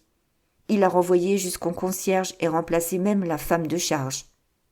Pourquoi ne pas vous adresser à sa femme? Monsieur de Chalus n'est pas marié. Il ne l'a jamais été. Au ton de son hôte, madame Ventrasson devait croire que, saisi de pitié, il se creusait la cervelle à lui chercher quelque expédient utile. Moi, fit-il, je tâcherai d'intéresser à mon malheur la famille, les parents. Monsieur le comte n'a pas de parents. Pas possible. Ah, il n'y a pas à dire. C'est comme cela. Pendant 10 ans que j'ai été à son service, je lui ai entendu répéter plus de 10 fois qu'il est seul au monde de sa famille, le dernier de tous. Et même, on prétend que c'est pour cela qu'il est si riche. Désormais, l'attention de M. Fortunat n'était plus simulée. Il abordait la question sérieuse et réelle de sa visite. « Pas de famille, murmura-t-il. Qui donc héritera des millions du comte de Chalus quand il mourra ?» La Ventrasson eut un geste d'ignorance. « Qui sait, répondit-elle. Tout ira au gouvernement, sans doute. À moins que... Mais non, c'est impossible. » Quoi ? Rien. Je pensais à la sœur de monsieur le comte, mademoiselle Hermine. Sa sœur ? Vous disiez qu'il n'a plus un seul parent. C'est que c'est tout comme. Et d'ailleurs, Qu'est-elle devenue, la pauvre créature? Les uns assuraient qu'elle s'était mariée et les autres qu'elle était morte. C'est toute une histoire. » Littéralement, M. Isidore Fortunat était sur le grill. Et pour comble, il n'osait interroger directement, ni même laisser paraître son anxieuse curiosité, dans la crainte d'effaroucher la femme Ventrasson. « Attendez donc, fit-il, il me semble que j'ai entendu raconter, ou que j'ai lu, je ne sais pas au juste, une histoire au sujet d'une demoiselle de Chalus. C'était terrible, n'est-ce pas ? » ?»« Oui, terrible, en effet. Mais je vous parle de longtemps, de 25 ou 26 ans au moins. J'étais encore dans mon pays, à Besançon. Seulement, personne n'a connu au juste la vérité. »« Comment ? Pas même vous ? » ?»« Oh, moi, c'est différent. Quand je me suis entrée chez monsieur de Chalus, 6 ans plus tard, il avait encore à son service un vieux jardinier qui avait tout su et qui m'a tout conté, en me faisant jurer de n'en jamais parler, bien entendu. » Prodigue de détails, tant qu'il s'était agi d'elle ou de son mari, la Ventrasson allait-elle se tenir sur la réserve, maintenant qu'il s'agissait de la famille de Chalus ? On devait l'appréhender, à voir sa mine pincée, et M. Fortunat en frémit, maudissant en lui-même cette discrétion intempestive. Mais on ne le prenait pas sans verre, et quand il se mêlait d'un interrogatoire, il avait, pour délier les langues, des finesses qu'un juge d'instruction lui eût enviées. Bien loin donc de paraître attacher la moindre importance au récit de la patronne du garni modèle, il se dressa d'un air effaré, en homme qui soudain s'aperçoit qu'il s'est oublié. « Sapristi !» s'écria-t-il, « nous sommes là, que nous bavardons, et le temps passe. Impossible d'attendre votre mari. Si je restais davantage, je ne trouverais plus d'omnibus et je demeure de l'autre côté de l'eau, derrière le Luxembourg. »« Et notre arrangement, monsieur ? » ?»« Ah, tant pis, nous le rédigerons une autre fois. Je repasserai, ou on vous enverra un de mes collègues. » Ce fut au tour de la Ventrasson de trembler. Elle pensa que si elle laissait s'éloigner ce soi-disant clerc d'huissier, c'en était peut-être fait de la transaction. Un autre serait-il aussi accommodant ? Et lui-même conserverait-il ses bonnes dispositions ? « Encore une petite minute, monsieur, » insista-t-elle. « Mon mari ne saurait tarder, et le dernier omnibus ne part qu'à minuit de la rue de Lévis. »« Je ne dis pas non, mais le quartier est si désert. »« Ventrasson vous accompagnera. » Et, résolue de le retenir à tout prix, elle lui versa un nouveau verre de mêlé cassis en disant « Où en étions-nous donc ? Ah, j'étais en train de vous conter l'histoire de mademoiselle Hermine. » Cachant la joie de son succès sous un air de résignation, M. Fortunat se rassit, au grand désespoir de Chupin qui commençait à trouver sa faction au dehors terriblement longue.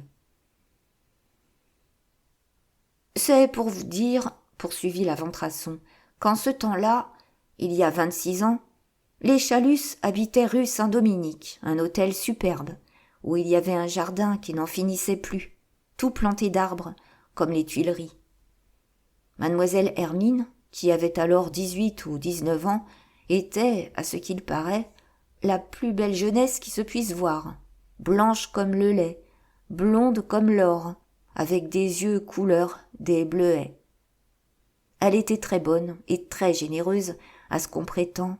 Seulement, dame, elle était comme ils sont tous dans cette famille, haute comme les nus, froide, un peu en dessous, et entêtée.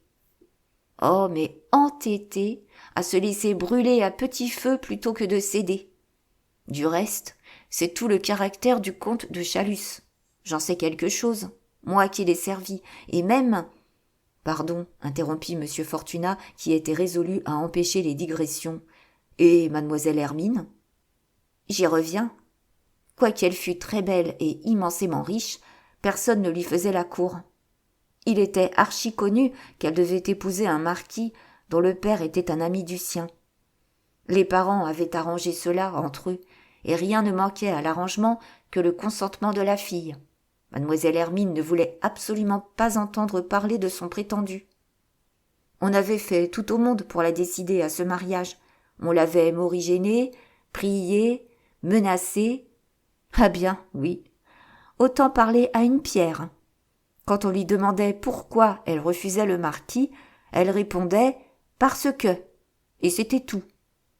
Même, elle avait fini par déclarer que si on s'obstinait à la tourmenter, elle quitterait l'hôtel et se réfugierait dans quelque couvent. Tout cela, ce n'était que des raisons. Il n'est pas naturel qu'une jeune fille refuse un mari qui est jeune, joli garçon et marquis. On se douta qu'il y avait quelque chose sous jeu que mademoiselle Hermine ne voulait pas avouer, et M. Raymond jura qu'il allait surveiller sa sœur, et qu'il saurait bien découvrir le fond de sa pensée. Monsieur Raymond est le comte de Chalus actuel, n'est-ce pas? Demanda M. Fortunat. Oui, monsieur. Donc, les choses en étaient là, quand, une nuit, le jardinier crut entendre un bruit terrible dans un pavillon qui était au bout du jardin. Il était très vaste, ce pavillon, je l'ai visité. Il s'y trouvait un salon, une salle de billard, une grande salle pour faire des armes. Naturellement, le jardinier se lève pour voir ce qui arrive. Juste comme il sort, deux ombres passent tout près de lui et disparaissent sous les arbres. Il court après. Rien. Les ombres avaient filé par la petite porte du jardin. 10 fois, en me contant cela, le jardinier m'a dit qu'il avait cru avoir affaire à des domestiques sortant en cachette, et que, pour cette raison, il ne donna pas l'éveil. Il fit le tour du pavillon, cependant, n'y vit pas de lumière, et, tranquillisé, il retourna se coucher. Et c'était mademoiselle Hermine qui s'enfuyait avec un amoureux, fit M. Fortunat. Madame Ventrasson eut l'air dépitée d'un acteur qui se voit couper un effet. « Attendez donc, répondit-elle, vous allez voir. La nuit se passe, le matin arrive, puis l'heure du déjeuner. On ne voit pas paraître mademoiselle Hermine. On va frapper à sa porte, pas de réponse. On ouvre, elle n'était pas dans sa chambre, et même le lit n'était pas défait. Qu'est-ce que cela veut dire? Voilà toute la maison en l'air, la mère qui se désole, le père qui est fou de colère et de douleur.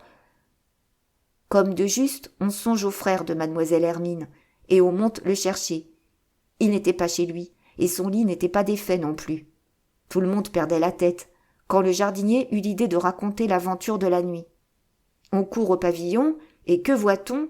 Monsieur Raymond, étendu à terre sur le dos, baigné dans son sang, roide, froid, immobile, comme mort enfin. Une de ses mains serrait encore une épée. On le relève, on le porte dans son lit, on envoie chercher un médecin. Il avait reçu 2 coups d'épée, un à la gorge, l'autre en pleine poitrine. Pendant plus d'1 mois, il resta entre la vie et la mort, et ce n'est qu'au bout de 6 semaines qu'il eut la force de raconter ce qui était arrivé. Il fumait un cigare à sa fenêtre, quand il lui avait semblé distinguer une femme dans le jardin. Tout préoccupé de l'idée de sa sœur, il était descendu à la hâte, s'était glissé jusqu'au pavillon, et là, il avait trouvé près de mademoiselle Hermine un jeune homme qui lui était absolument inconnu. Il pouvait le tuer, n'est-ce pas? Et il ne lui eût rien été fait.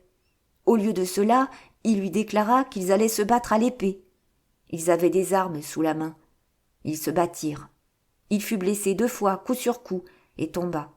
Et l'autre, croyant l'avoir tué, s'enfuit, entraînant mademoiselle Hermine. Madame Ventrasson eût bien voulu reprendre haleine, et sans doute, par la même occasion, se rafraîchir un peu. Mais M. Fortunat était pressé. Ventrasson pouvait rentrer d'une minute à l'autre. « Et ensuite ?» demanda-t-il. « Ensuite, dame, M. Raymond se rétablit, et 3 mois après, il était sur pied. Mais les parents, qui étaient vieux, avaient reçu un coup dans le cœur. Ils ne se remirent pas, eux. Peut-être se disaient-ils que c'était leur dureté et leur entêtement qui avaient causé la perte de leur fille. C'est un dur remords, ça. Ils allèrent, dépérissant de jour en jour, à vue d'œil, et l'année suivante, on les porta au cimetière à 2 mois de distance. Le soi-disant clerc d'huissier ne songeait plus à l'omnibus, désormais. C'était bien évident. Et l'hôtesse du garni modèle devait être en même temps rassurée et flattée. « Et mademoiselle Hermine ?» interrogea-t-il. « Hélas, monsieur, jamais on n'a su où elle avait passé, ni où elle est allée, ni ce qu'elle est devenue. » On ne l'a donc pas recherché ? Oh, monsieur, ne dites pas cela. C'est-à-dire que pendant je ne sais combien de temps, mademoiselle Hermine a eu après elle tout ce qu'il y a d'agents de police en France et à l'étranger. Pas un n'a réussi à retrouver seulement sa trace. Monsieur Raymond, devenu comte de Chalus, avait promis une somme énorme à qui retrouverait l'homme qui avait séduit sa sœur. Il voulait le tuer. Lui-même l'a cherché pendant des années, inutilement. Ainsi, jamais on n'a eu de nouvelles de cette malheureuse. Jamais. C'est-à-dire si, 2 fois, à ce qu'on m'a dit, vous comprenez.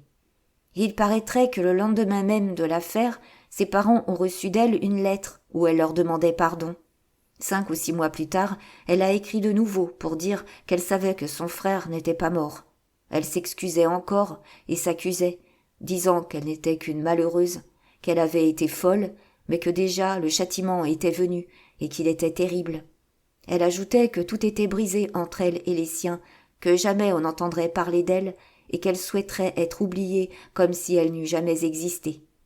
Elle allait jusqu'à dire que ses enfants ne sauraient pas son nom et qu'elle se condamnait à ne jamais prononcer de sa vie le nom de Chalus dont elle était la honte. C'était là l'éternelle et lamentable histoire de la fille séduite, payant de son bonheur et de sa vie 1 minute de vertige. Drame terrible sans doute, mais banal comme la vie de tous les jours, et dont la vulgarité semblait plus désolante encore dans la bouche de cette mégère du Garnimodel, qui, elle aussi, à l'entendre, avait été trompée. Aussi, qui eût connu M. Isidore Fortunat eût été bien intrigué de le voir si ému pour si peu, lui, l'homme positif par excellence, cuirassé. Il s'en vantait, contre toutes les surprises de la sensibilité. « Pauvre fille !» fit-il, pour dire quelque chose. Puis, d'un ton d'insouciance, précisément assez mal simulé pour trahir une anxiété extraordinaire, « A-t-on su, du moins, demanda-t-il, qui était le misérable qui avait enlevé mademoiselle de Chalus ? Jamais. Qui il était, ce qu'il faisait, d'où il venait, s'il était vieux ou jeune, comment il avait connu mademoiselle Hermine ? Autant de mystères. Le bruit a bien couru dans le temps qu'il était étranger. Américain, je crois, et capitaine de navire, mais ce n'était qu'un bruit. La vérité est qu'on n'a seulement pas pu découvrir son nom. Quoi ? Pas son nom ? Pas même. Incapable de maîtriser son trouble, M. Fortunat eut du moins la présence d'esprit de se lever, et, grâce à ce mouvement, son visage se trouva dans l'ombre. Mais il avait eu une exclamation sourde et un geste d'affreux découragement qui n'échappèrent pas à la Ventrasson. Elle en fut toute saisie, et de ce moment ne cessa d'observer avec la plus attentive défiance le soi-disant clerc d'huissier. Il n'avait pas tardé à se rasseoir sur sa chaise, près du comptoir, un peu pâle encore, mais fort calme en apparence. 2 questions encore lui paraissaient indispensables. De l'une d'elles, la lumière pouvait jaillir, et il venait de prendre le parti de les adresser au risque de se trahir. Que lui importait son rôle, maintenant ? Ne possédait-il pas des renseignements qu'il avait tout lieu de croire sincères ? « Je ne saurais vous dire, chère madame, commença-t-il d'un ton bref, combien votre récit m'a intéressé. Maintenant, je puis vous l'avouer, je connais un peu le comte de Chalus, et je suis allé assez souvent chez lui, rue de Courcelles, où il demeure actuellement. »« Vous » fit la femme, en inventoriant d'un coup d'œil la toilette de M. Fortunat. « Mon Dieu, oui, moi. De la part de mon patron, bien entendu. Donc, toutes les fois que j'ai visité M. de Chalus, j'ai vu chez lui une jeune demoiselle que je prenais pour sa fille.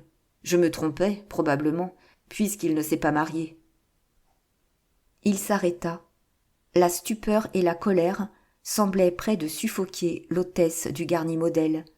Sans deviner le comment ni le pourquoi, elle comprenait, à non point douter, qu'elle venait d'être jouée, et si elle eût suivi son premier mouvement, elle eût sauté sur M.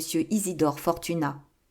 Si elle se contint, si elle fit effort sur elle-même, c'est qu'elle lui réservait mieux. « Une jeune demoiselle chez monsieur le comte, » grommela-t-elle. « Ce n'est pas croyable. Je ne l'ai jamais aperçue. Je n'en ai jamais entendu parler. Depuis quand y est-elle ? » « Depuis 6 ou 7 mois. »« Si c'est ainsi, Je ne dis pas absolument non. Voici tantôt 2 ans que je n'ai mis les pieds chez monsieur le comte. C'est que j'ai une idée, moi. Cette jeune personne ne serait-elle pas la nièce de monsieur de Chalus, la fille de mademoiselle Hermine? Madame Ventrasson secoua la tête. Rayez cela de vos papiers, prononça-t-elle. Monsieur le comte a dit que sa sœur était morte pour lui la nuit où elle s'est enfuie. Qui donc serait cette jeune fille, alors? Dame, je ne sais pas, moi. Comment est-elle? Assez grande, brune. Son âge? 18 ou 19 ans. La mégère se livra, sur ses doigts, à un rapide calcul. 9 et 4, 13, grommelait-elle. Et 5, 18. Hé hé, pourquoi pas? Il faudra que j'aille voir cela. Plaît-il? Rien.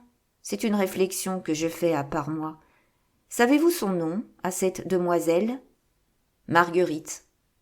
Le visage de la Ventrasson se rembrunit. Non, ce n'est pas cela, murmura-t-elle, d'une voix à peine distincte. Monsieur Fortunat était sur des charbons ardents. Il était clair que cette affreuse créature, si elle ne savait rien de précis, avait au moins une idée, des soupçons vagues. Comment la faire parler, maintenant qu'elle était sur ses gardes? Il n'eut pas le loisir de chercher un expédient. La porte du taudis s'ouvrit, et le maître, Ventrasson en personne, parut sur le seuil. Parti aviné, il revenait ivre. Sorti d'un pas lourd, il rentrait titubant.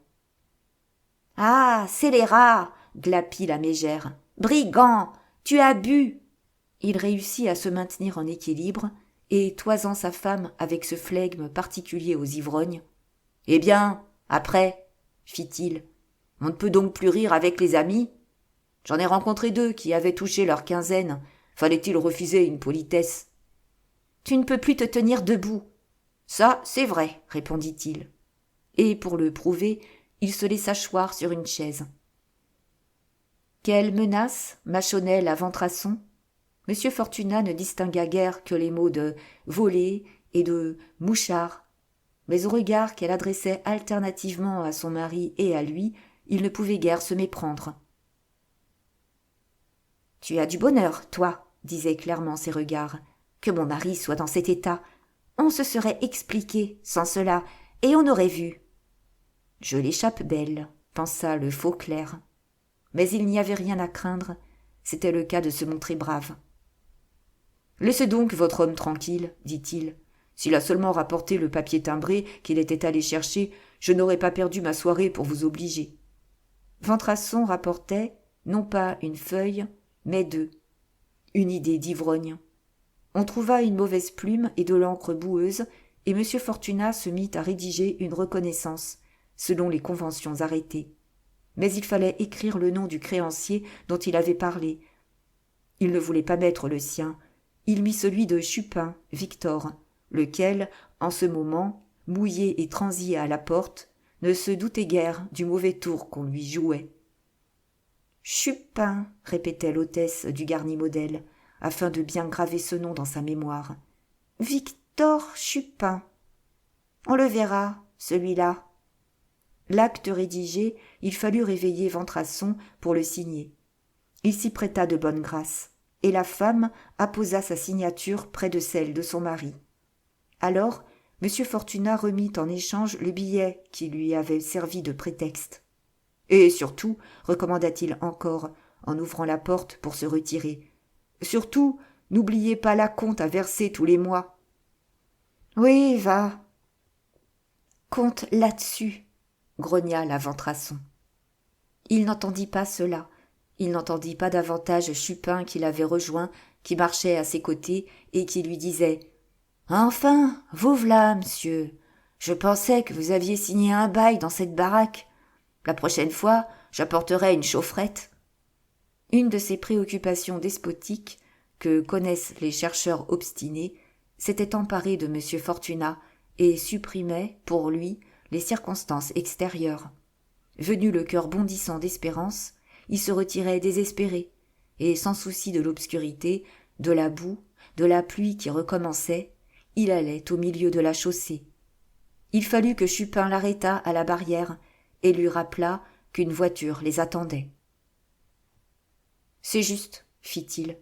Il monta, mais sans s'en apercevoir, assurément. Et tout le long du chemin, sa pensée, débordant de son cerveau, comme le liquide d'un vase trop étroit, se répandit en un monologue dont Chupin, par instant, attrapait quelques bribes. « Quelle affaire !» murmurait-il. « Quelle affaire ! J'en ai bien débrouillé depuis 7 ans, mais jamais de si obscure. Ah, mes 40 000 francs sont bien aventurés. Certes, j'en ai bien déniché de ces héritiers dont on ne soupçonnait même pas l'existence, mais du moins j'avais quelque indice pour me guider.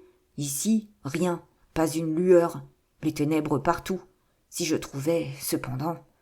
Mais comment chercher des gens dont j'ignore même le nom? Des gens qui ont su échapper à toutes les investigations de la police. Et où les chercher? En Europe? En Amérique? C'est à devenir fou. À qui donc iront tous les millions du comte de Chalus? L'arrêt brusque de la voiture sur la place de la Bourse rappela cependant M. Fortunat au sentiment de la réalité. « Voici 20 francs, Victor, dit-il à Chupin. Payez le cocher, vous garderez le reste. » Ayant dit, il sauta lestement à terre. Devant sa maison, un coupé de maître, attelé de 2 chevaux de prix, stationnait. « L'équipage du marquis de Valorcet, » grommela M. Fortunat. « Il a été patient. Il m'a attendu, ou plutôt, il a attendu mes 10 000 francs. Nous allons bien voir. » Merci pour votre écoute. Si vous avez apprécié, merci de liker, de mettre un commentaire, de vous abonner ou partager. À bientôt pour la suite.